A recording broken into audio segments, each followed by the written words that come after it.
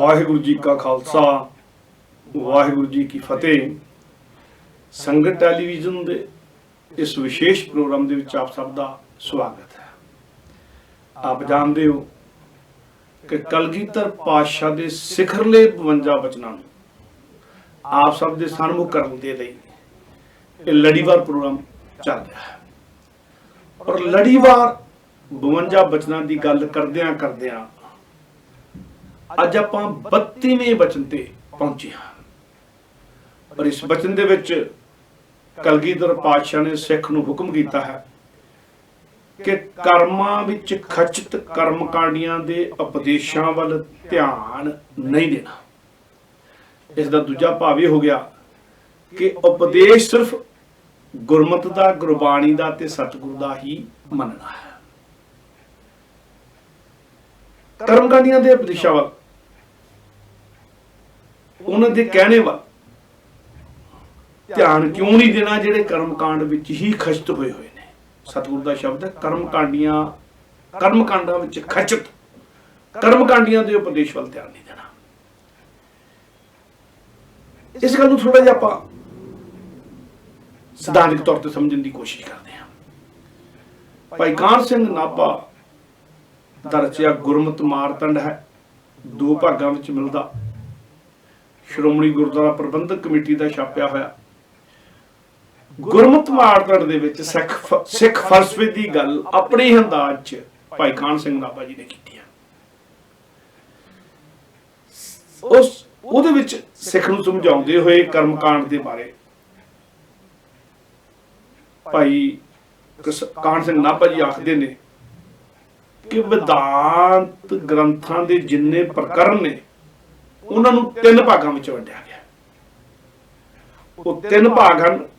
कर्मकांड यानी कि ਆਪਾਂ ਭਾਗ ਨੂੰ ਕਾਂਡ ਕਹਿ ਦਿੰਦੇ ਹਾਂ। ਆਮ ਤੌਰ ਤੇ ਕਿਸੇ ਕਿਤਾਬ ਦਾ ਵੱਖਰਾ ਚੈਪਟਰ ਜੋ ਹੋਵੇ, ਚੈਪਟਰ ਮੀਨਸ ਕਾਂਡ, ਵੱਖਰਾ ਭਾਗ ਹਿੱਸਾ, ਤੇ ਉਹਨੂੰ 3 ਭਾਗਾਂ 'ਚ ਵੰਡਿਆ ਹੈ, 3 ਹਿੱਸਿਆਂ 'ਚ ਵੰਡਿਆ ਹੈ ਤੇ ਹਿੱਸੇ ਨੂੰ ਆਪਾਂ ਆਮ ਤੌਰ ਤੇ ਕਾਂਡ ਕਹਿ ਦਿੰਦੇ ਲਿਖਣ ਲੱਗੇ। ਤੇ ਜਿਹੜਾ ਵਿਧਾਨਤ ਗ੍ਰੰਥਾਂ ਦੇ ਵਿੱਚ 3 ਭਾਗਾਂ 'ਚ ਜਿਹੜਾ ਵੰਡਿਆ ਗਿਆ, 3 ਕਾਂਡਾਂ 'ਚ ਵੰਡਿਆ ਗਿਆ, ਉਹਦਾ ਪਹਿਲਾ ਕਾਂਡ ਹੈ कर्मकांड, दूसरा भाग है उपासना कांड ते तीसरा भाग है ज्ञान कांड। जिहड़ा कर्म कांड वाला भाग है, जिहड़ा पहला भाग है वेदांत ग्रंथां दा, ਉਹਦੇ ਵਿੱਚ ਉਹਨਾਂ ਦੱਸਿਆ होम जग किवें करना, हवन किवें करना, श्राद्ध किवें करना, तर्पण किवें करना। श्राद्ध दे नाल ही जुड़ी ही गल तर्पण, तृप्ति यानी कि तर्पण किवें करना, वर्त किद्दां रखना, पूजा किवें करनी आ, सोचदे की नियम आ, और इन्हां दी सारियां विधियां दस्सियां गईयां। तीर्थ यात्रा, तीर्थ रटने सारियां दा की फायदा, सारा कुछ दस्सिया गया कर्मकांड दा। ते करना किद्दां आ वो भी दस्सिया गया सारा कुछ। ते इन्हूं उन्हां ने कर्मकांड दा नाम दिता कि तुहाडे कर्म जिहड़े आ उन्हां दा यही कांड है भी जो तुसीं करना है वो कांड है। ये वेदांत ग्रंथां दा ਜਿਹੜੇ 3 ਭਾਗਾਂ ਚੋਂ ਪਹਿਲਾ ਭਾਗ ਹੈ कर्मकांड, दूजा उपासना कांड, तीजा ज्ञान कांड। जो कुछ कर ਲਈ ਆਖਿਆ ਉਹਦੇ ਵਿੱਚ ਹੀ ਵਸਤੂ ਸ਼ਾਸਤਰ ਆ ਜਾਂਦਾ, ਉਹਦੇ ਚ ਹੀ ਬੈਠਣਾ ਉੱਠਣਾ ਆ ਜਾਂਦਾ। ਜੇ ਤੁਸੀਂ ਭਗਤੀ ਵੀ ਕਰਨੀ ਹੈ, ਕਿੱਧਰ ਨੂੰ ਮੂੰਹ ਕਰਕੇ ਬੈਠਣਾ ਹੈ, ਸਾਰਾ ਕੁਝ ਇਹ ਜਿਹੜਾ ਮਨੁੱਖ ਦੇ ਜਿਹੜੇ ਬਾਹਰੀ ਕਰਮ ਹੁੰਦੇ ਆ। ਜੇ ਤੁਹਾਡੀ ਅੱਖ ਫਰਕੀ ਹੈ ਤਾਂ ਕੀ, ਜੇ ਬਿੱਲੀ ਮੂਹਰੇ ਨੰਗੀ ਤਾਂ ਕੀ, ਸਾਰਾ ਕੁਝ ਜਿਹੜਾ ਹੈਗਾ ਆ ਇਹ ਜਿਹੜੇ ਮਨੁੱਖ ਦੇ ਬਾਹਰੀ ਕਰਮ ਹੈਗੇ ਆ। ਜੇ ਤੁਰਨ ਲੱਗੇ ਕਿਤੇ ਖੋਤਾ ਹੀ ਪਿਆ ਤਾਂ ਕੀ, जे किसी ने निश मारती तां की, ये जिहड़े सारे बाकी करना इहदे नाल जुड़े सारे जिहड़े वहम भरम वगैरह ये बाहरी कांड है, जिहड़े बाहरी दिखावे दे कर्म है, जिहदा अंतरात्मा नाल कोई संबंध नहीं, जिहदा ज्ञान नाल कोई संबंध नहीं, जिहदी अंदरली उपासना नाल आराधना नाल कोई संबंध नहीं, पर बाहर है दिसदे ने। और जिसदी चीज असर ज्यादा पाउंदी हुंदी है, गल आपां पहलां मन के तुरीए। ਜਿਹੜੀ चीज दिसदी नहीं, मेरे अंदर की चल रहा कोई नहीं जानता, पर जो कुछ दिस रहा उन्हें असर पाना है। ते दिस रहा है कर्मकांड, दिसदा है कर्मकांड, जो कर्म कर रहा है वो दिस रहा। कितना बैठना, कितना उठना, कितना तुरना, कितना बैठना, सारा कुछ ਵਰਤ ਕਿੱਦਾਂ ਰੱਖਿਆ ਉਹਨੇ ਹਵਨ ਕਿੱਦਾਂ ਕੀਤਾ, ਉਹਨੇ ਅਰਦਾਸ ਕਿੱਦਾਂ ਕੀਤੀ, ਉਹ ਜੋੜਦਰੀ 'ਚ ਕਿੱਦਾਂ ਜੁੜਿਆ, ਉਹਨੇ ਹੱਥ ਕਿੱਦਾਂ ਜੁੜੇ, ਸਾਰਾ ਕੁਝ ਜਿਹੜਾ ਦੱਸਦਾ ਆ। ਮਨੁੱਖ ਤੇ ਅਸਰ ਪਹਿਲੇ ਹੀ ਜਿਹੜੀ ਮਨੁੱਖ ਦੀ ਜਿਹੜਾ ਪਹਿਲਾ ਅਸਰ ਹੁੰਦਾ ਉਹ ਦੇਖਿਆ ਪੈਂਦਾ, ਜੋ ਦਿਸਦਾ ਉਹਦਾ ਪੈਂਦਾ, ਅੰਦਰ ਦੀ ਗੱਲ ਤਾਂ ਬਾਅਦ ਦੀ ਹੈ। ਪਰ ਇਹ ਜ਼ਰੂਰੀ ਨਹੀਂ ਕਿ ਜੋ ਕੁਝ ਬਾਹਰ ਦਿਸਦਾ ਮਨੁੱਖ ਦੇ ਅੰਦਰ ਵੀ ਉਹ ਕੁਝ ਚੱਲ ਰਿਹਾ ਹੋਵੇ। ਤੇ ਜਿਹੜਾ ਮਨੁੱਖ ਬਾਹਰੀ ਤੌਰ ਤੇ ਪੜ੍ਹ ਕੇ ਕਰਮ ਕਾਂਡਾਂ ਦੇ ਨਾਲ ਜੁੜਿਆ ਹੋਵੇਗਾ, ਉਹਨੇ ਬਾਹਰੀ ਤੌਰ ਤੇ ਜੁੜੇ ਜਦੋਂ ਹੋਣਾ ਆ, ਉਹਦੇ ਬਾਹਰਲੇ ਕਰਮ ਕਾਂਡਾਂ ਦੇ ਜਿਹੜੇ ਹੋਣੇ ਆ ਉਹਨੇ ਉਸੇ ਹਿਸਾਬ ਨਾਲ ਤੁਰਨਾ ਉੱਠਣਾ ਬੈਠਣਾ, ਪਰ ਉਹਦਾ ਅੰਦਰ ਨਾਲ ਕੋਈ ਸੰਬੰਧ ਨਹੀਂ। ਔਰ ਗੁਰਮਤਿ ਨੇ ਤਾਂ ਇਹਨਾਂ ਸਾਰੇ ਕਰਮ ਕਾਂਡਾਂ ਨੂੰ, ਜੇ ਅੰਦਰ ਤੁਹਾਡੇ ਨਾਮ ਦੀ ਗੱਲ ਨਹੀਂ ਚੱਲਦੀ, ਅੰਦਰੋਂ ਜੇ ਤੁਸੀਂ ਨਿਰਮਲ ਨਹੀਂ ਹੁੰਦੇ, ਜੇ ਅੰਦਰੋਂ ਤੁਹਾਡੇ ਕਰਮ ਨਿਰਮਲ ਨਹੀਂ ਹੁੰਦੇ, ਕਰਮ ਕਾਂਡ ਨਾਲ ਜੁੜੇ ਰਹਿ ਜਾਂਦੇ ਆ, ਤੇ ਗੁਰਮਤਿ ਨੇ ਇਹਨਾਂ ਨੂੰ ਵਿਖਾਵੇ ਤੇ ਕਰਮ ਆਖਿਆ, ਇਹਨੂੰ ਅਡੰਬਰ ਆਖਿਆ, ਇਹਨੂੰ ਦਿਖਾਵਾ ਆਖਿਆ, ਪਖੰਡ ਆਖਿਆ। ਬੇਸ਼ੱਕ ਇਹ ਸਾਰੇ ਦੇ ਸਾਰੇ ਕਰਮ ਕੀਤੇ ਧਰਮ ਦੇ ਨਾਂ ਤੇ ਜਾਂਦੇ ਆ, ਪਰ ਇਹਨਾਂ ਕਰਮਾਂ ਦਾ ਅਸਲ ਵਿੱਚ ਧਰਮ ਦੇ ਨਾਂ ਨਾਲ ਕੋਈ ਸੰਬੰਧ ਨਹੀਂ ਹੈਗਾ। ਕਿਉਂਕਿ ਜਦੋਂ ਧਰਮ ਦੀ ਗੱਲ ਕਰਦੇ ਆ ਤੇ ਧਰਮ ਨਾਲ ਜੁੜੇ ਕਰਮਾਂ ਦੀ ਗੱਲ ਕਰਦੇ ਆ, ਧਰਮ ਦੀ ਗੱਲ ਕਰਦੇ ਤਾਂ ਉੱਥੇ ਤਾਂ ਗੁਰੂ ਅਰਜਨ ਦੇਵ ਪਾਤਸ਼ਾਹ ਜੀ ਐਲਾਨ ਹੀ ਕਰ ਦਿੰਦੇ ਆ, ਸਰਬ ਧਰਮ ਹੈ ਸ਼੍ਰੇਸ਼ਟ ਧਰਮ, ਹਰ ਕੋ ਨਾਮ ਜਪ ਨਿਰਮਲ ਕਰਮ। ਤੇਰੇ ਕਰਮ ਚੰਗੇ ਹੋਣ, ਨਿਰਮਲ ਹੋਣ, ਲੋਕਾਂ ਦੇ ਭਲੇ ਦੇ ਹੋਣ, ਕਿਸੇ ਨੂੰ ਦੁੱਖ ਦੇਣ ਵਾਲੇ ਨਾ ਹੋਣ, ਲੋਕ ਭਲਾਈ ਦੇ ਹੋਣ, ਪਰਉਪਕਾਰ ਵਾਲੇ ਹੋਣ, ਤੇ ਅੰਦਰ ਤੇਰੇ ਪ੍ਰਮਾਤਮਾ ਦਾ ਨਾਮ ਚੱਲਦਾ ਹੋਵੇ, ਸਮਝਦਾ ਤੂੰ ਧਰਮੀ ਆ। श्रेष्ठ धर्म है, सर्व धर्म में श्रेष्ठ धर्म, हर को नाम जप निर्मल कर्म, कर्म निर्मल होने की गल कही आ। जरूरी नहीं कोई कर्म काढ़ना जुड़े उन्हें दिखावे की कोई गल नहीं। पर जे कदे गुरबाणी नूं पुछीए ते चौथे पातशाह श्री गुरु रामदास जी श्लोक 12 तो वधीक दे विच एक श्लोक दे विच फरमान करदे आ। इन्हां कर्मकांडां बारे फरमान है, गुरु रामदास दा फरमान है, श्लोक 12 तो वधीक विच फरमान है। और श्री गुरु ग्रंथ साहिब जी दे अंग 1423 दे उत्ते फरमान है। सतगुरु आखदे ने मानमुख हुक्म ना बूझे बपड़ी, नित हौमे कर्म कमाए, सिर्फ दिखावे दे हौमे वाले कर्म कमाउंदा है। मानमुख हुक्म ना बूझे बपड़ी, नित हौमे कर्म कमाए, वारत नेम सुच संयम पूजा, पाखंड भरम न जाए, अंतरों को शुद्ध माया मोह वेदे, जो हस्ती शार उड़ाए, जिन पाए तिसे न चेते, बिन चेते क्यों सुख पाए।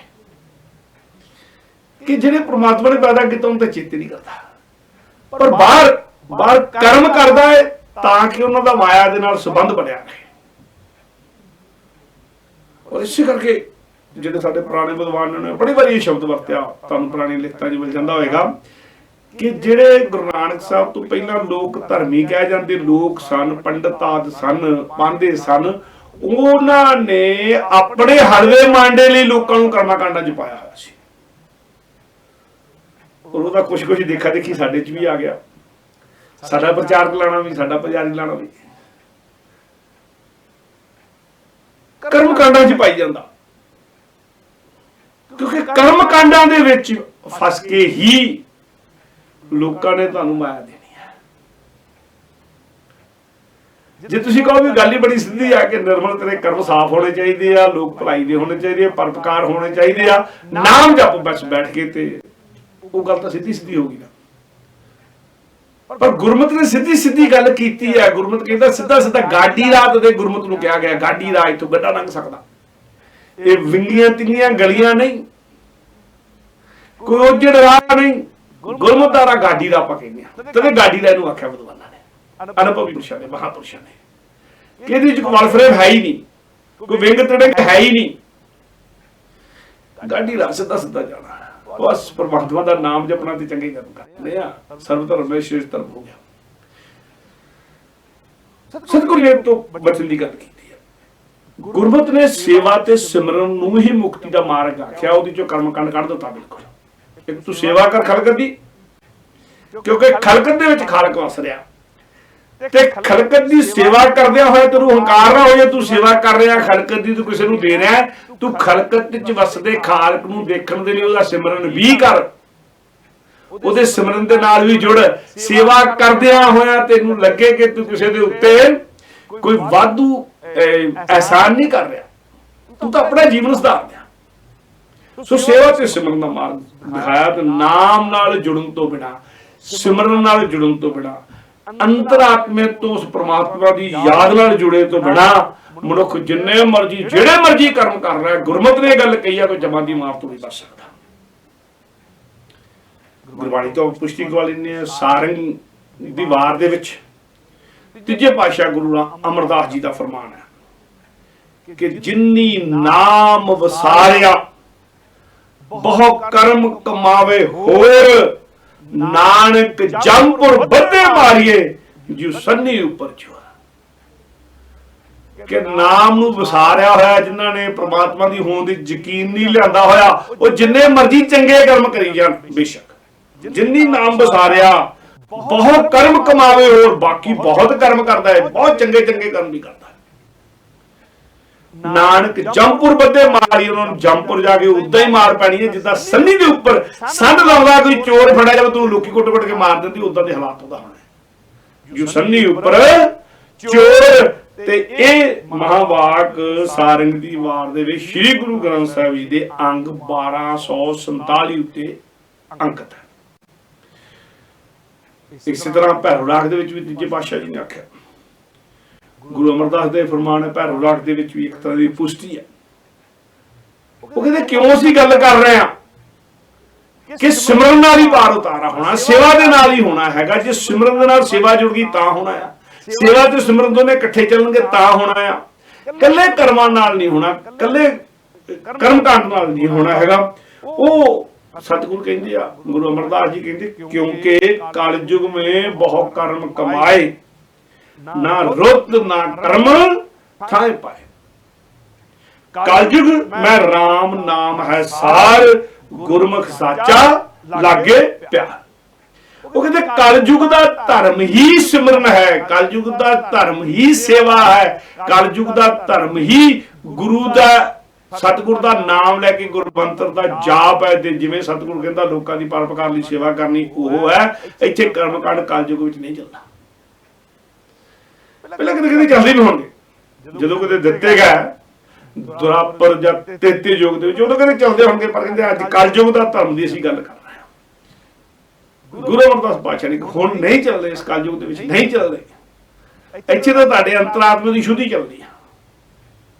ਤੁਹਾਡੇ ਅੰਤਰਾਤਮਾ ਦੀ ਸ਼ੁੱਧੀ ਜਿਹੜੀ ਸਿਮਰਨ ਨਾਲ ਹੋਣੀ ਆ। ਤੇ ਜਦੋਂ ਅੰਦਰੋਂ ਸ਼ੁੱਧ ਹੋ ਗਏ ਫਿਰ ਤੁਸੀਂ ਪਰਉਪਕਾਰ ਦੀ ਭਾਵਨਾ ਕਰੋਗੇ। ਨਿਸ਼ਕਾਮ ਸੇਵਾ ਜਿਹਨੂੰ ਕਹਿੰਦੇ ਆ, ਵਿੱਚ ਭਾਵਨਾ ਨਾ ਕੋਈ ਰਹਿ ਜਾਏ, ਵਿੱਚ ਆਪਣਾ ਮਨੋਰਥ ਨਾ ਕੋਈ ਰਹਿ ਜਾਏ, ਵਿੱਚ ਆਪਣਾ ਸਵਾਰਥ ਨਾ ਕੋਈ ਰਹਿ ਜਾਏ, ਉਹ ਕਰੋਗੇ, ਉਹ ਪਾਰ ਉਤਾਰਾ ਤੁਹਾਡਾ ਕਰੇਗੀ। ਇਹ ਸਤਿਗੁਰੂ ਜੀ ਨੇ ਫਰਮਾਤਾ ਵੀ ਕਰਮ ਕਾਂਡ ਦਾ ਕਲਯੁਗ ਦੇ ਵਿੱਚ ਕੋਈ ਮੁੱਲ ਨਹੀਂ ਹੈ। ਤੇ ਸਤਿਗੁਰੂ ਨੇ ਸਾਰੀ ਬਾਣੀ ਦੇ ਵਿੱਚ ਗੁਰਮਤਿ ਸਿਧਾਂਤਾਂ ਦੇ ਵਿੱਚ ਇਹੀ ਕਿਹਾ ਕਿ ਇਸ ਕਲਯੁਗ ਦੇ ਵਿੱਚ ਸਤਿਗੁਰੂ ਦੇ ਸਨਮੁਖ ਹੋ ਕੇ ਗੁਰੂ ਵਾਲੇ ਬਣ ਕੇ ਗੁਰਮੰਤਰ ਲੈ ਕੇ ਨਾਮ ਜਪੋ, ਤੇ ਨਾਮ ਜਪਦਿਆਂ ਹੋਇਆਂ ਖਲਕਤ ਦੇ ਵਿੱਚ ਖਾਲਕ ਨੂੰ ਸਮਝ ਕੇ ਖਲਕਤ ਦੀ ਸੇਵਾ ਕਰੋ।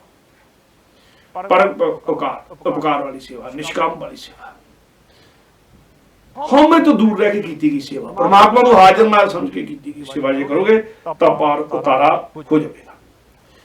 ਔਰ ਗੁਰੂ ਅਰਜਨ ਦੇਵ ਪਾਤਸ਼ਾਹ ਨੇ ਵੀ ਸੂਹੀ ਰਾਗ ਦੇ ਵਿੱਚ ਗੁਰੂ ਅਰਜਨ ਦੇਵ ਪਾਤਸ਼ਾਹ ਦਾ ਮਹਾਵਾਕ, ਉਹਨਾਂ ਦੀ ਚੇਤਾਵਨੀ ਇੱਕ ਤਰ੍ਹਾਂ ਦੀ ਕਿ ਤੁਸੀਂ ਧਰਮ ਦਾ ਨਾਮ ਵਰਤ ਕੇ ਜਿੰਨੇ ਮਰਜ਼ੀ ਕਰਮਕਾਂਡ ਕਰੀ ਜਾਓ, ਜਿੰਨੇ ਮਰਜ਼ੀ ਚੰਗੇ ਕਰਮ ਕਰੀ ਜਾਓ, ਜਦੋਂ ਤੁਸੀਂ ਇਸ ਸੰਸਾਰ ਤੋਂ ਜਾਣ ਲੱਗਣਾ ਤੁਹਾਡੇ ਸਾਰੇ ਕੀਤੇ ਹੋਏ ਧਰਮ ਦੇ ਨਾਂ ਤੇ ਕੀਤੇ ਹੋਏ ਚੰਗੇ ਕਰਮ, ਜੇ ਤੁਸੀਂ ਨਾਮ ਨਹੀਂ ਜਪਿਆ, ਉਹਦਾ ਸਿਮਰਨ ਨਹੀਂ ਕੀਤਾ, ਤੇ ਜਮਾਂ ਨੇ ਤੁਹਾਡੇ ਕੋਲ ਰਾਹ ਦੇ ਪਹਾੜੇ ਦੇ ਰੂਪ 'ਚ ਤੁਹਾਡੇ ਤੋਂ ਸਾਰੇ ਖੋਹ ਲੈਣੇ ਆ। ਤੁਹਾਨੂੰ ਲੈ ਕੇ ਜਾਣਾ ਨਾ ਤੇ ਪਹਾੜਾ ਲੱਗਣਾ, ਪਹਾੜੇ ਦੇ ਰੂਪ 'ਚ ਤੁਹਾਡੇ ਤੋਂ ਖੋਹ ਲੈਣੇ। ਸਤਿਗੁਰੂ ਦਾ ਸਮਝਾਉਣ ਦਾ ਤਰੀਕਾ ਇੱਕ। ਤੇ ਜਦੋਂ ਤੁਸੀਂ ਉੱਥੇ ਪਹੁੰਚਣਾ ਆ, ਜਦੋਂ ਤੁਹਾਡਾ ਇੱਥੇ ਲੇਖਾ ਹੋਣਾ, ਉੱਥੇ ਤੁਹਾਡੇ ਕੋਲ ਕੋਈ ਕੰਮ ਬਚਣਾ ਹੀ ਨਹੀਂ ਹੈਗਾ, ਕਿ ਜਮਾਂ ਨੇ ਤਾਂ ਖੋਹ ਲੈਣੇ ਸਾਰੇ। ਤੁਹਾਡੇ ਕੋਲ ਜਿਹੜੀ ਚੀਜ਼ ਬਚ ਸਕਦੀ ਸੀ ਤੁਹਾਡਾ ਸਿਮਰਨ ਸੀ, ਜਿਹੜਾ ਤੁਹਾਡੇ ਅੰਤਰਾਤਮਾ ਨਾਲ ਜੁੜਿਆ ਹੋਇਆ ਸੀ। ਕਰਮ ਕਾਂਡ ਕੋਈ ਸਰੀਰ ਦੇ ਨੇ ਬਾਹਰੀ ਨੇ, ਉਹਨਾਂ ਸਰੀਰ ਦੇ ਨਾਲ ਰਹੇ ਨਾ, ਸਰੀਰ ਤੇ ਗਾਹ ਜਾਣਾ ਹੀ ਨਹੀਂ। ਜਾਣੀ ਆਤਮਾ, ਤੇ ਆਤਮਾ ਨਾਲ ਰੂਹ ਨਾਲ ਜੁੜੀ ਹੋਈ ਗੱਲ ਤਾਂ ਸਿਮਰਨ ਹੈ, ਜਿਹੜਾ ਰੂਹ ਦੇ ਵਿੱਚ ਰਮ ਜਾਣਾ, ਰੋਮ ਰੋਮ ਜਿਹੜਾ ਰਮ ਜਾਣਾ ਰੂਹ ਦੇ। ਤੇ ਗੁਰੂ ਅਰਜਨ ਦੇਵ ਪਾਤਸ਼ਾਹ ਦਾ ਮਹਾਵਾਕ ਹੈ, ਕਰਮ ਧਰਮ ਪਖੰਡ ਜੋ ਦੀਸੇ, ਜਿਹੜੀ ਚੀਜ਼ ਕੱਲੇ ਸਰੀਰ ਨਾਲ ਜੁੜੀ ਹੋਈ, ਕਿਉਂਕਿ ਸਰੀਰ ਨਾਸ਼ਵਾਨ ਹੈ, ਤੇ ਨਾਸ਼ਵੰਤਾ ਦੇ ਨਾਲ ਜੁੜੇ ਹੋਏ ਕਿਸੇ ਜਿਹੜੀ ਵੀ ਚੀਜ਼ ਹੋਏਗੀ ਉਹ ਵੀ ਪਖੰਡ ਹੋਏਗੀ, ਉਹ ਵੀ ਨਾਸ਼ਵਾਨ ਹੋਏਗੀ, ਪਖੰਡ ਹੋਏਗੀ, ਬਾਹਰੋਂ ਧਾਰਨ ਕੀਤੀ ਹੋਈ। ਕਰਨ ਧਰਮ ਪਖੰਡ ਜੋ ਦਿਸੇ ਤਨ ਜਮ ਜਗਾਤੀ ਲੂਟੇ, ਜਮਾ ਨੇ ਜਗਾਤ ਦੇ ਰੂਪ ਚ, ਕਰ ਦੇ ਰੂਪ ਜਗਾਤ ਕਰ ਜਜ਼ੀਆ, ਜਮਾ ਨੇ ਜਮ ਜਗਾਤੀ ਲੂਟੇ, ਉਹਨਾਂ ਨੇ ਰਸਤੇ ਦੇ ਪਹਾੜੇ ਦੇ ਰੂਪ ਚ ਹੀ, ਜਜੀਏ ਦੇ ਰੂਪ ਦੇ ਵਿੱਚ ਹੀ, ਕਰ ਦੇ ਰੂਪ ਚ, ਲਗਾਨ ਦੇ ਰੂਪ ਚ ਜਮਾ ਨੇ ਤੁਹਾਡੇ ਤੋਂ ਖੋਲ੍ਹਣਾ। ਕਰਮ ਧਰਮ ਪਖੰਡ ਜੋ ਦਿਸੇ ਤਨ ਜਮ ਜਗਾਤੀ ਲੂਟੇ, ਬੇਸ਼ੱਕ ਉਹ ਕਰਮ ਤੁਸੀਂ ਧਰਮ ਨਾਲ ਜੋੜ ਕੇ ਵੀ ਕਰਦੇ ਹੋਵੋ, ਉਹ ਵੀ ਲੁੱਟੇ ਜਾਣੇ ਨੇ, ਕਿਉਂਕਿ ਉਹਦੇ ਨਾਲ ਅੰਤਰਾਤਮਾ ਨਹੀਂ ਜੁੜੀ, ਉਹਦੇ ਨਾਲ ਰੂਹ ਨਹੀਂ ਜੁੜੀ ਹੈ, ਸਰੀਰ ਨਾਲ ਜੁੜੇ ਹੋਏ ਕਰਮ ਸਨ ਤੁਹਾਡੇ, ਤੇ ਸਰੀਰ ਤਾਂ ਹੈਗਾ ਇੱਥੇ, ਤੇ ਉਹ ਵੀ ਸਾਰੇ ਕੁਝ ਫਿਰ ਇੱਥੇ ਰਹਿ ਗਏ, ਲੁੱਟੇ ਜਾਣੇ।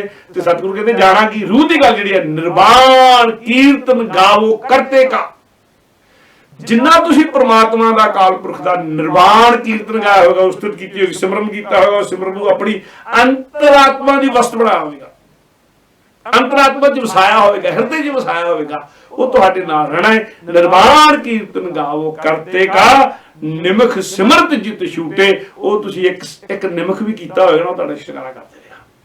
ਕਹਿੰਦੇ ਅੰਤਰਾਤਮਾ ਤੁਸੀਂ ਜੁੜੇ ਹੋਵੋਗੇ, ਕਿਤੇ ਇੱਕ ਚਿੱਤ ਇੱਕ ਸ਼ੰਤਿਆ ਵਾਲੀ ਗੱਲ ਨਹੀਂ, ਕਿਤੇ ਅੰਤਰਾਤਮਾ ਤੋਂ ਜੁੜ ਕੇ ਤੁਸੀਂ ਦੇਖਿਆ ਹੋਵੇਗਾ, ਅੰਤਰ ਦੀ ਅਵਸਥਾ ਦੇਖੀ ਹੋਵੇਗੀ, ਅੰਦਰ ਧਿਆਨ ਜੁੜਨਾ ਤੁਸੀਂ ਸਿੱਖਿਆ ਹੋਵੇਗਾ।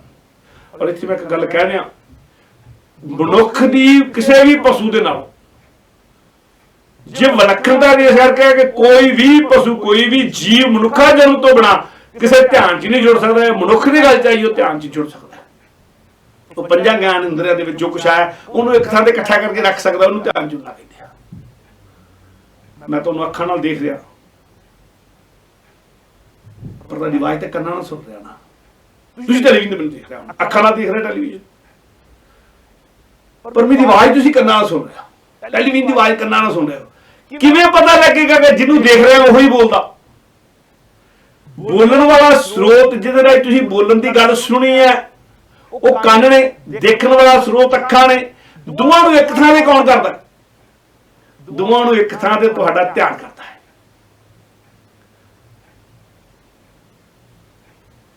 ਦੋਵਾਂ ਨੂੰ ਇੱਕ ਥਾਂ ਤੇ ਜਦੋਂ ਟਿਕਾਇਆ ਜਾਵੇ, ਤੇ ਸਾਰੇ ਪੰਜੇ ਗਿਆਨ ਇੰਦਰੀਆਂ ਦੀ ਗੱਲ, ਜਿਹੜੇ ਸਾਰੇ ਪੰਜੇ ਗਿਆਨ ਇੰਦਰੀਆਂ ਨੇ, ਬੇਸ਼ੱਕ ਉਹ ਬੋਲਣ ਵਾਲਾ ਹੈ, ਬੇਸ਼ੱਕ ਉਹ ਸੁਣਨ ਵਾਲਾ ਹੈ, ਬੇਸ਼ੱਕ ਉਹ ਚੱਖਣ ਵਾਲਾ ਹੈ, ਬੇਸ਼ੱਕ ਉਹ ਸੁਣਨ ਵਾਲਾ ਹੈ, ਬੇਸ਼ੱਕ ਉਹ ਸਪਰਸ਼ ਵਾਲਾ ਹੈ, ਪੰਜਾਂ ਹੀ ਗਿਆਨ ਇੰਦਰੀਆਂ ਦੀ ਕੀਤੀ ਹੋਈ ਗੱਲ ਨੂੰ ਜਦੋਂ ਇੱਕ ਥਾਂ ਤੇ ਕਿਤੇ ਇਕੱਠਾ ਕਰ ਦਿੰਦੇ ਹੋ, ਇੱਕ ਥਾਂ ਤੇ ਟਿਕਾ ਦਿੰਦੇ ਹੋ, ਉਹ ਧਿਆਨ ਮੰਨਦਾ। ਇਸੇ ਕਰਕੇ ਜਪਜੀ ਦੇ ਸਤਿਗੁਰ ਨੇ ਕਹਾ, ਡੂੰਘੀ ਗੱਲ ਥੋੜੀ ਜੀ, ਪੰਜ ਪ੍ਰਮਾਣ ਪੰਜ ਪ੍ਰਧਾਨ, ਪੰਚਾਂ ਕਾ ਗੁਰੂ ਏਕ ਧਿਆਨ, ਪੰਜ ਪ੍ਰਮਾਣ ਨੇ, ਪੰਜ ਗਿਆਨ ਇੰਦਰੀ ਪ੍ਰਵਾਨ ਨੇ, ਇਹ ਪੰਜੇ ਹੀ ਪ੍ਰਧਾਨ ਨੇ, ਸਾਰੇ ਸੰਸਾਰ ਨਾਲ ਤੁਹਾਡਾ ਇਹੀ ਨਾਤਾ ਜੋੜਦੇ ਨੇ, ਪਰ ਇਹਨਾਂ ਪੰਜਾਂ ਦੇ ਉੱਤੇ ਕੋਈ ਬੈਠਾ, ਪੰਚਾਂ ਕਾ ਗੁਰੂ ਏਕ ਧਿਆਨ, ਇਹਨਾਂ ਦਾ ਗੁਰੂ ਧਿਆਨ ਹੈ। ਜੇ ਉਹ ਕਿਤੇ ਤੁਹਾਨੂੰ ਅੰਦਰੋਂ ਦੱਸੇ ਨਾ ਸਾਰਾ ਕੁਝ, ਅੰਦਰ ਤੁਸੀਂ ਜੁੜੋ ਨਾ ਉਹਦੇ ਨਾਲ, ਧਿਆਨ ਦੇ ਨਾਲ, ਤੁਹਾਡੀ ਉਹਦੇ ਨਾਲ ਤੁਸੀਂ ਨਾ ਹੋਵੋ, ਤੇ ਫਿਰ ਤੁਸੀਂ ਦੇਖ ਕੇ ਵੀ ਸ਼ਾਇਦ ਕਿਸੇ ਨੂੰ ਨਹੀਂ ਦੇਖਦੇ। ਐਕਸੀਡੈਂਟ ਹੋ ਜਾਂਦਾ ਤੇ ਤੁਸੀਂ ਕਹਿੰਦੇ ਆ ਯਾਰ ਮੈਂ ਬੇਧਿਆਨਾ ਸੀ, ਮੈਨੂੰ ਦੇਖਿਆ ਨਹੀਂ ਗਿਆ, ਇਹਦਾ ਮਤਲਬ ਤੁਹਾਡਾ ਧਿਆਨ ਉੱਥੇ ਨਹੀਂ ਸੀ। ਧਿਆਨ ਦੀ ਆਪਣੀ ਇੰਪੋਰਟੈਂਸ ਹੈ, ਧਿਆਨ ਦਾ ਆਪਣਾ ਮਹੱਤਵ ਹੈ। ਧਿਆਨ ਵੀ ਜਦ ਤੱਕ ਤੁਹਾਡਾ ਸਿਮਰਨ ਨਹੀਂ ਗਿਆ, ਜਦ ਤੱਕ ਤੁਸੀਂ ਧਿਆਨ 'ਚ ਟਿਕੇ ਨਹੀਂ। ਮਨੁੱਖ ਦੀ ਖੂਬੀ ਇਹ ਹੈ ਕਿ ਧਿਆਨ 'ਚ ਟਿਕ ਸਕਦਾ ਹੈ, ਇਕਾਗਰਚਿਤ ਹੋ ਸਕਦਾ ਧਿਆਨ ਦੇ ਵਿੱਚ, ਧਿਆਨ ਨੂੰ ਮਹਿਸੂਸ ਕਰ ਸਕਦਾ ਹੈ, ਧਿਆਨ ਦਾ ਆਨੰਦ ਮਾਣ ਸਕਦਾ ਹੈ, ਇੱਕ ਪੰਜੇ ਗਿਆਨ ਇੰਦਰੀਆਂ ਨੂੰ ਇੱਕ ਥਾਂ ਤੇ ਇਕੱਠਾ ਕਰ ਸਕਦਾ ਹੈ। ਤੇ ਜਦੋਂ ਗਿਣ ਵਿੱਚ ਕੇ ਟਿਕ ਕੇ ਕਰ ਲੈਂਦਾ, ਇਕਾਗਰਚਿਤ ਹੋ ਕੇ ਕਰ ਲੈਂਦਾ ਨਾ, ਉਹੀ ਭਗਤੀ ਦੀ ਅਵਸਥਾ ਬਣਦੀ ਹੈ। ਮੇਰੀ ਕਿਸੇ ਗੱਲ ਨੂੰ ਸਮਝਣ ਦੀ ਕੋਸ਼ਿਸ਼ ਕਰੋ ਯਾਰ। ਮਹਾਂਪੁਰਸ਼ ਆਖਿਆ ਕਰਦੇ ਸਨ, ਜਿਨ੍ਹਾਂ ਮਹਾਂਪੁਰਸ਼ਾਂ ਦੇ ਨੇੜੇ ਨੇੜੇ ਬੈਠਣ ਦਾ ਕਦੀ ਮੌਕਾ ਮਿਲੇ ਜ਼ਿੰਦਗੀ, ਬਾਬਾ ਭੇਲਾ ਜੀ ਪਹਿਲਾਂ ਤਰੀਕਾ ਹੀ ਇਹ ਦੱਸ ਦਿਓ ਤੁਸੀਂ, ਕਹਿੰਦੇ ਜੋ ਤੁਸੀਂ ਗੁਰਬਾਣੀ ਪੜ੍ਹਨ ਲੱਗੇ ਆਪਣਾ ਮਨ ਟਿਕਾਉਣਾ ਹੈ, ਤੁਸੀਂ ਕਹਿੰਦੇ ਮਨ ਨਹੀਂ ਟਿਕਦਾ, ਬਸ ਜੋ ਮੂੰਹ ਚੋਂ ਕਹਿੰਦੇ ਹੋ ਕੰਨਾਂ ਦੇ ਨਾਲ ਸੁਣੀ ਵੀ ਜਾਓ, ਜੋ ਮੂੰਹ ਚੋਂ ਕਹਿੰਦੇ ਉਹਨੂੰ ਕੰਨਾਂ ਦੇ ਨਾਲ ਸੁਣਨਾ ਵੀ ਹੈ, ਬਾਣੀ ਪੜ੍ਹਦਿਆਂ ਪੜ੍ਹਦਿਆਂ ਉਹਨੂੰ ਆਪਣੇ ਕੰਨਾਂ ਨਾਲ ਸੁਣਨਾ ਵੀ ਹੈ। ਜਦੋਂ ਬੋਲਣਾ ਤੇ ਸੁਣਨਾ ਤੁਹਾਡਾ ਇਕਸੁਰ ਹੋ ਜਾਏਗਾ, ਸਮਝ ਲਓ ਤੁਹਾਨੂੰ, ਸਮਝ ਲਓ ਧਿਆਨ ਟਿਕ ਰਿਹਾ। ਫਿਰ ਉਹਨੂੰ ਪਿਆਰ ਦੇ ਨਾਲ ਸੁਣਿਆ, ਮੰਨਿਆ, ਮਨ ਕੀਤਾ ਪਾਓ, ਮਨ ਦੇ ਵਿੱਚ ਪਿਆਰ ਨਾਲ ਟਿਕਾਈ ਵੀ ਜਾਣਾ, ਰੱਖੀ ਵੀ ਜਾਣਾ ਹੈ, ਧਿਆਨ ਟਿਕਾਉਣ ਦੀ ਵਿਧੀ ਹੈ। ਖੈਰ ਮੈਂ ਪਾਸੇ ਨਾਲ ਚੱਲ ਜਾਵਾਂ। ਕਰਮ ਕਾਂਡੀਆਂ ਦੇ ਜਿਹੜੇ ਕਰਮ ਕਾਂਡ 'ਚ ਖਚਿਤ ਕਰਮ ਕਾਂਡੀ ਨੇ, ਉਹਨਾਂ ਦੇ ਉਪਦੇਸ਼ ਵੱਲ ਧਿਆਨ ਨਹੀਂ ਦੇਣਾ, ਕਰਮ ਕਾਂਡਾਂ 'ਚ ਉਲਝਣਾ ਨਹੀਂ, ਸਿਰਫ ਗੁਰੂ ਦੀ ਕਹੀ ਹੋਈ ਗੱਲ ਦੇ ਨਾਲ ਜੁੜ ਕੇ ਰਹਿਣਾ ਹੈ। ਸਤਿਗੁਰ ਦਾ ਵਾਕ ਹੈ, ਗੁਰਬਾਣੀ ਨੇ ਵਾਰ-ਵਾਰ ਸਾਨੂੰ ਗੱਲਾਂ ਕਹੀਆਂ ਨੇ। ਇਹ ਕਾਰਨ ਕਿ ਉਹਨਾਂ ਦੇ ਉਪਦੇਸ਼ਾਂ ਵੱਲ ਕਿਉਂ ਨਹੀਂ ਧਿਆਨ ਦੇਣਾ, ਇਹ ਗੱਲ ਵੀ ਥੋੜੀ ਸਮਝ ਲਈਏ। ਜਦੋਂ ਬੰਦਾ ਕੋਈ ਕਰਮਕਾਂਡ ਚ ਹੁੰਦਾ ਨਾ, ਬਾਹਰੋਂ ਬਾਹਰੋਂ ਧਰਮੀ ਆ, ਉਹਦਾ ਪਹਿਰਾਵਾ ਧਰਮੀਆਂ ਦਾ ਹੈ। ਉਹ ਜਾ ਕੇ ਬੇਸ਼ੱਕ ਮੈਂ ਮੰਦਰ ਦੀ ਗੱਲ ਨਾ ਕਰਾਂ, ਗੁਰਦੁਆਰੇ ਦੀ ਗੱਲ ਕਰਾਂ, ਬਾਣੀ ਪੜ੍ਹਦਾ ਵੀ ਦਿਖਾਵੇ ਦੇ ਲਈ ਭਾਵੇਂ, ਉਹ ਵਰਤ ਵੀ ਰੱਖ ਲੈਂਦਾ, ਉਹ ਤੀਰਥ ਯਾਤਰਾ ਤੇ ਵੀ ਜਾ ਆਉਂਦਾ, ਉਹਦਾ ਪਹਿਰਾਵਾ ਵੀ ਬਹੁਤ ਸੋਹਣਾ ਹੈ, ਉਹਦੇ ਪਹਿਰਾਵੇ ਦੇ ਉੱਤੇ ਧਰਮੀ ਹੋਣ ਦਾ ਭੁਲੇਖਾ ਵੀ ਹੈ, ਵੱਡਾ ਚੋਲਾ ਵੀ ਹੈ, ਸਾਰਾ ਕੁਛ ਹੈ। ਜਿਹਦਾ ਬਾਹਰੀ ਪਹਿਰਾਵਾ ਤੁਹਾਨੂੰ ਧਰਮੀ ਹੋਣ ਦਾ ਭੁਲੇਖਾ ਪਾਵੇਗਾ, ਤੁਸੀਂ ਉਹਦਾ ਪ੍ਰਭਾਵ ਮੰਨੋਗੇ, ਤੇ ਉਹ ਕਿਉਂਕਿ ਤੁਸੀਂ ਪ੍ਰਭਾਵ ਮੰਨੋਗੇ, ਉਹਦਾ ਸਤਿਕਾਰ ਕਰੋਗੇ, ਉਹਦਾ ਸਨਮਾਨ ਕਰੋਗੇ। ਜਿਹਦਾ ਸਤਿਕਾਰ ਤੇ ਸਨਮਾਨ ਹੋਵੇਗਾ, ਉਪਦੇਸ਼ ਕਰਦਾ ਹੱਕਦਾਰ ਆਪੇ ਬਣ ਜਾਂਦਾ, ਫਿਰ ਉਪਦੇਸ਼ ਕਰਨ ਲੱਗ ਪੈਂਦਾ। ਬੰਦਾ ਹੈ ਕਰਮਕਾਂਡ ਚ, ਅੰਦਰ ਧਰਮ ਨਹੀਂ ਵਸਿਆ ਹੋਇਆ, ਅੰਤਰਾਤਮਿਕ ਟਿਕਿਆ ਹੋਇਆ ਨਹੀਂ, ਔਰ ਸੱਚ ਕਰਕੇ ਜਾ ਰਹੇ ਹੋ, ਬਾਰ ਬਾਰ ਉਹੀ ਜ਼ਿਆਦਾ ਲੇਪਾ ਪੋਚੀ ਹੋਏਗੀ ਜਿਹਦੇ ਅੰਦਰ ਕੁਛ ਨਹੀਂ। ਜਿਹਦੇ ਅੰਦਰ ਕੁਛ ਹੈ ਤਾਂ ਆਪਣੇ ਆਪ ਬਾਹਰ ਦੱਸੇਗਾ, ਵੀ ਆਪਣੇ ਆਪ ਬਾਹਰ ਦੱਸੇਗਾ, ਆਪ ਮਹਾਰਾਜ ਦੱਸੇਗਾ। ਲੇਪਾ ਪੋਚੀ ਕਰਨ ਦੀ ਲੋੜ ਹੀ ਨਹੀਂ ਪੈਣੀ, ਉਹਨੂੰ ਦਿਖਾਵਾ ਕਰਨ ਦੀ ਲੋੜ ਹੀ ਨਹੀਂ ਪੈਣੀ, ਪਖੰਡ ਕਰਨ ਦੀ ਲੋੜ ਹੀ ਨਹੀਂ ਪੈਣੀ। ਉਹਨੂੰ ਕਈ ਦੀ ਪਖੰਡ ਦੇ ਵਿੱਚ ਦਿਸਦਾ ਨਹੀਂ ਤਾਂ ਹਉਮੈ ਆ, ਉਹਦੀ ਦਿਖਾਵੇ ਦੀ ਨਿਮਰਤਾ ਵੀ ਕਈ ਵਾਰ ਦਿਸਦੀ ਹੁੰਦੀ ਆ। ਇਹਨਾਂ ਸਾਰੀਆਂ ਗੱਲਾਂ ਤੋਂ ਬਚ ਕੇ ਉਹ ਉਪਦੇਸ਼ ਜਦੋਂ ਕਰੇਗਾ, ਤੇ ਫਿਰ ਤੁਸੀਂ ਉਹਦਾ ਉਪਦੇਸ਼ ਪ੍ਰਭਾਵਿਤ ਹੋ ਕੇ ਫਿਰ ਉਹਦੇ ਕਰਮਕਾਂਡ ਕਰਨ ਲੱਗ ਪਓਗੇ, ਕਿਉਂਕਿ ਅੰਦਰਲੇ ਨਾਮ ਸਿਮਰਨ ਦਾ ਤੁਹਾਨੂੰ ਪਤਾ ਹੀ ਨਹੀਂ, ਅੰਦਰੋਂ ਤਾਂ ਜੁੜਿਆ ਹੈ ਹੀ ਨਹੀਂ। ਜੋ ਕੁਝ ਕਰਦਾ ਉਹ ਕੁਝ ਦੱਸੇਗਾ ਨਾ, ਉਹ ਫਿਰ ਕਰਮਕਾਂਡ ਦੱਸੇਗਾ। ਗਿਣਤੀ ਕਰੋ ਜੀ, ਇੰਨੇ ਗਿਣਤੀ ਦੇ ਪਾਠ ਕਰੋ ਜੀ, ਇੰਨੇ ਆਹ ਕੁਛ ਕਰੋ ਜੀ, ਇੰਨੀਆਂ ਮਾਲਾ ਫੇਰੋ ਜੀ, ਇੰਨਾ ਆਹ ਕੁਛ ਕਰੋ ਜੀ, ਇੰਨੇ ਤੀਰਥਾਂ ਤੇ ਜਾਓ ਜੀ, ਇੰਨੇ ਵਰਤ ਰੱਖੋ ਜੀ, ਇੰਨੇ ਹੋਮ ਕਰੋ ਜੀ, ਇੰਨੇ ਜਗ ਕਰੋ ਜੀ, ਫਲਾਣੇ ਪਾਸੇ ਵੱਲ ਮੂੰਹ ਕਰਕੇ ਬੈਠੋ, ਫਲਾਣੇ ਪਾਸੇ ਮੂੰਹ ਕਰਕੇ ਨਾ ਬੈਠੋ। ਜਦੋਂ ਸਾਰਾ ਕੁਝ ਕਹੇਗਾ, ਤੁਹਾਨੂੰ ਅੰਤਰਾਤਮਿਕ ਧਰਮ ਨਾਲ ਤੋੜ ਲੇਗਾ, ਬੰਦੇ ਦਾ ਧਿਆਨ ਹੀ ਸਾਰਾ ਬਾਹਰ ਆ ਗਿਆ, ਅੰਦਰ ਧਿਆਨ ਟਿਕੇਗਾ ਕਹਿੰਦਾ। ਸੋ ਸਤਿਗੁਰੂ ਨੇ ਚੇਚੇ ਤੌਰ ਤੇ ਗੱਲ ਕਹੀ ਹੈ ਕਿ ਕਰਮ ਕਾਂਡੀਆਂ ਦੇ ਉਪਦੇਸ਼ ਵੱਲ ਧਿਆਨ ਨਹੀਂ ਦੇਣਾ, ਉਪਦੇਸ਼ ਸਿਰਫ ਸਤਿਗੁਰ ਦਾ ਮੰਨਣਾ ਆ। ਪਰ ਗੁਰਬਾਣੀ ਚ ਸਤਿਗੁਰੂ ਨੇ ਐਲਾਨ ਕਰਕੇ ਗੱਲ ਕਹਿਤੀ ਕਿ ਸੇਵਕ ਸਿੱਖ ਪੂਜਨ ਸਭ ਆਵੈ, ਸਭ ਗਾਵੈ, ਹਰ ਹਰ ਉੱਤਮ ਬਾਣੀ ਗਾਵਿਆ ਸੁਣਿਆ, ਤਿੰਨ ਕਾ ਹਰ ਥਾਂ ਪਾਵੇ, ਜਿਨ ਸਤਿਗੁਰ ਕੀ ਆਗਿਆ ਸਤ ਸਤ ਕਰਮਾਣੀ। ਭਾਈ ਬੜੇ ਸੇਵਕ ਸਿੱਖ ਆਉਂਦੇ ਨੇ, ਬੜੀ ਉੱਤਮ ਬਾਣੀ ਗਾਉਂਦੇ ਨੇ, ਸਭ ਸੇਵਕ ਸਿੱਖ ਪੂਜਨ ਸਭ ਆਵੇਂ, ਸਭ ਗਾਵੇਂ ਉੱਤਮ, ਹਰ ਹਰ ਉੱਤਮ ਬਾਣੀ, ਹਰੀ ਦੇ ਨਾਂ ਦੀ ਬਾਣੀ ਗਾਉਂਦੇ ਨੇ, ਉੱਤਮ ਬਾਣੀ ਗਾਉਂਦੇ ਨੇ, ਉੱਤਮ ਉੱਤਮ ਵਿਚਾਰ ਕਹਿੰਦੇ ਨੇ। ਸੇਵਕ ਸਿੱਖ ਪੂਜਨ ਸਭ ਆਵੇ, ਸਭ ਗਾਵੇਂ ਹਰ ਹਰ ਉੱਤਮ ਬਾਣੀ, ਪਰ ਸਤਿਗੁਰ ਕਹਿੰਦੇ ਗਾਵਿਆ ਸੁਣਿਆ, ਤਿੰਨ ਕਾ ਥਾਂ ਪਾਵੇ, ਜਿਨ ਸਤਿਗੁਰ ਕੀ ਆਗਿਆ ਸਤ ਸਤ ਕਰਮਾਣੀ। ਜਿਹੜਾ ਸਤਿਗੁਰੂ ਦੀ ਆਗਿਆ ਹੀ ਨਹੀਂ ਮੰਨਦਾ, ਸਤਿਗੁਰੂ ਦਾ ਉਪਦੇਸ਼ ਹੀ ਨਹੀਂ ਮੰਨਦਾ, ਸਤਿਗੁਰੂ ਦੇ ਉਪਦੇਸ਼ ਤੇ ਤੁਰਦਾ ਹੀ ਨਹੀਂ, ਉਹ ਪਰਮਾਤਮਾ ਦਾ ਨਾਮ ਸਿਮਰਦਾ ਹੀ ਨਹੀਂ, ਕਰਮ ਕਾਂਡਾਂ ਤੋਂ ਬਚਦਾ ਹੀ ਨਹੀਂ, ਪਰਪਕਾਰ ਦੀ ਗੱਲ ਕਰਦਾ ਹੀ ਨਹੀਂ, ਉਹਦੀ ਗੱਲ ਫਿਰ ਨਹੀਂ ਸਤਿਗੁਰੂ ਨੂੰ ਪ੍ਰਵਾਨ ਹੋਏ। ਉਹਦਾ ਗਾਵਿਆ ਸੁਣਿਆ ਵੀ ਥਾਂ ਨਹੀਂ ਪੈਣਾ, ਜਿੰਨਾ ਮਰਜ਼ੀ ਗਾਈ ਸੁਣੀ ਜਾਵੇ।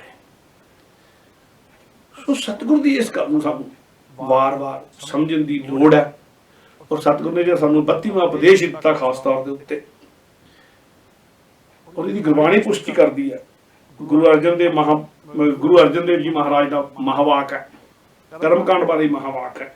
ਸ਼੍ਰੀ ਗੁਰੂ ਗ੍ਰੰਥ ਸਾਹਿਬ ਜੀ ਦੇ ਅੰਗ 265 ਦੇ ਉੱਤੇ ਹੈ, ਸੁਖਮਨੀ ਸਾਹਿਬ ਦੇ ਵਿੱਚ ਹੈ। ਸਤਿਗੁਰੂ ਆਖਦੇ ਨੇ ਜਾਪ ਤਾਪ ਗਿਆਨ ਸਭ ਧਿਆਨ, ਖਟ ਸ਼ਾਸਤ ਸਿਮਰਤ ਵਿਖਿਆਨ, ਜੋਗ ਅਭਿਆਸ ਕਰਮ ਧਰਮ ਕਿਰਿਆ, ਸਗਲ ਤਿਆਗ ਬਣ ਮੱਧੇ ਫਿਰਿਆ, ਅਨੇਕ ਪ੍ਰਕਾਰ ਕੀਏ ਬਹੁ ਜਤਨਾ, ਪੁੰਨ ਦਾਨ ਹਉਮੈ ਬਹੁ ਰਤਨਾ, ਸਰੀਰ ਕਟਾਏ ਹਉਮੈ ਕਰ ਰਾਤੀ, ਵਰਤ ਨੇਮ ਕਰੇ ਬਹੁ ਜਾਤੀ, ਨਹੀਂ ਤੁਲ ਰਾਮ ਨਾਮ ਵਿਚਾਰ, ਨਾਨਕ ਗੁਰਮੁਖ ਨਾਮ ਜਪੀਏ ਇੱਕ ਵਾਰ। ਇੱਕ ਵਾਰੀ ਕਹਿੰਦੇ ਗੁਰਮੁਖ ਬਣ ਕੇ ਗੁਰੂ ਦੇ ਸਨਮੁਖ ਕੇ ਨਾਮ ਜਪ ਕੇ ਦੇਖ ਤਾਂ ਲਓ, ਕਿਸਾ ਆਨੰਦ ਆਏਗਾ। ਜਿਹੜਾ ਆਨੰਦ ਤੁਹਾਨੂੰ ਕਰਮਕਾਂਡ ਕੀਤਾ ਨਹੀਂ ਲੱਭਾ, ਬੇਸ਼ੱਕ ਤੁਸੀਂ ਜਪ ਤਪ ਧਿਆਨ ਗਿਆਨ ਦੀਆਂ ਗੱਲਾਂ ਕਰ ਲਈਆਂ, ਬੇਸ਼ੱਕ ਤੁਸੀਂ ਖਟ ਸ਼ਾਸਤਰ ਪੜ੍ਹ ਲੈ, ਸਿਮਰਤ ਪੜ੍ਹ ਲੈ, ਵਿਖਿਆਨ ਪੜ੍ਹ ਲੈ, ਯੋਗ ਅਭਿਆਸ ਵੀ ਕਰ ਲੈ, ਬੇਸ਼ੱਕ ਤੁਸੀਂ ਸਾਰਾ ਸੰਸਾਰ ਤਿਆਗ, ਆਪਣਾ ਘਰ ਪਰਿਵਾਰ ਤਿਆਗ ਕੇ ਸਗਲ ਤਿਆਗ ਬਣ ਮੱਧੇ ਫਿਰਿਆ, ਜੰਗਲਾਂ 'ਚ ਵੀ ਚਲ ਗਿਆ, ਅਨੇਕ ਪ੍ਰਕਾਰ ਯਤਨ ਕਰਕੇ ਦੇਖ ਲੈ, ਪੁੰਨ ਦਾਨ ਕਰਕੇ ਦੇਖ ਲੈ, ਹਉਮੈ ਹਉ ਜਗ ਕਰਕੇ ਦੇਖ ਲੈ, ਇੱਥੋਂ ਤੱਕ ਕਿ ਸਰੀਰ ਕਟਾ ਕੇ ਵੀ ਉਹ ਹਮਨ ਜਗ 'ਚ ਪਾ ਕੇ ਦੇਖ ਲਿਆ, ਸਰੀਰ ਦੇ ਹਿੱਸੇ ਵੀ, ਵਰਤ ਨੇਮ ਕਰਕੇ ਵੀ ਦੇਖ ਲਿਆ, ਵਰਤ ਨੇਮ ਕਰੇ ਬਹੁ ਜਾਤੀ, ਪਰ ਨਹੀਂ ਤੁਲ ਰਾਮ ਨਾਮ ਵਿਚਾਰ, ਨਾਨਕ ਗੁਰਮੁਖ ਨਾਮ ਜਪੀਏ, ਇੱਕ ਨਾਮ ਤੁਹਾਨੂੰ ਉਹ ਆਨੰਦ ਜਿਹੜਾ ਇਹਨਾਂ ਸਾਰੇ ਕਰਦਿਆਂ ਨਹੀਂ ਆਇਆ। ਜਦੋਂ ਕਦੇ ਇੱਕ ਵਾਰੀ ਨਾਮ ਜਪੋਗੇ, ਗੁਰੂ ਦੇ ਸਨਮੁਖ ਹੋਗੇ, ਤੇ ਫਿਰ ਨਾਮ ਜਪਣ ਦਾ ਜਿਹੜਾ ਆਨੰਦ ਆਏਗਾ ਨਾ, ਉਹ ਕਮਾਲ ਦਾ ਹੋਏਗਾ। ਇਸੇ ਕਰਕੇ ਸਤਿਗੁਰੂ ਨੇ ਆਖਿਆ ਕਰਮ ਕਾਂਡੀਆਂ ਦੇ 52 ਬਚਨਾਂ ਚੋਂ 32ਵਾਂ ਬਚਨ ਹੈ ਕਲਗੀਧਰ ਪਾਤਸ਼ਾਹ ਦਾ ਸਿਖਰਲੇ ਬਚਨਾਂ ਦੇ ਵਿੱਚੋਂ, ਕਿ ਕਰਮ ਕਾਂਡਾਂ ਵਿੱਚ ਜਿਹੜੇ ਖਚਿਤ ਨੇ ਕਰਮ ਕਾਂਡੀ, ਉਹਨਾਂ ਦੇ ਉਪਦੇਸ਼ ਵੱਲ ਧਿਆਨ ਨਹੀਂ ਦੇਣਾ। ਉਪਦੇਸ਼ ਸਿਰਫ ਸਤਿਗੁਰੂ ਦਾ ਹੀ ਮੰਨਣਾ ਜੀ, ਉਪਦੇਸ਼ ਸਿਰਫ ਸਤਿਗੁਰੂ ਦਾ ਹੀ ਧਾਰਨਾ ਜੀ। ਇੰਨੇ ਸ਼ਬਦਾਂ ਦਾ ਖਿਮਾ ਜਾਚਨਾ। ਵਾਹਿਗੁਰੂ ਜੀ ਕਾ ਖਾਲਸਾ, ਵਾਹਿਗੁਰੂ ਜੀ ਕੀ ਫਤਿਹ।